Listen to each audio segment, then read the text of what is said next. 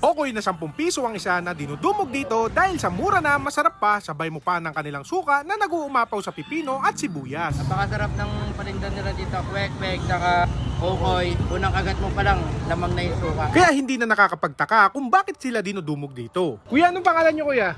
John po. Ano po yung tinitinda nyo at saka niluluto nyo po? Ano po to? Okoy, hipon po na maliliit. Meron siyang may mga ingredients siya, mga sibuyas. Okay. Tapos yung malilit na hipon mo, Hipon na maliliit. Ano bang tawag doon kuya? Yung malilit na hipon? Alamang. Alamang. Ayan. Magkano po ang isa ng ganyan nyo?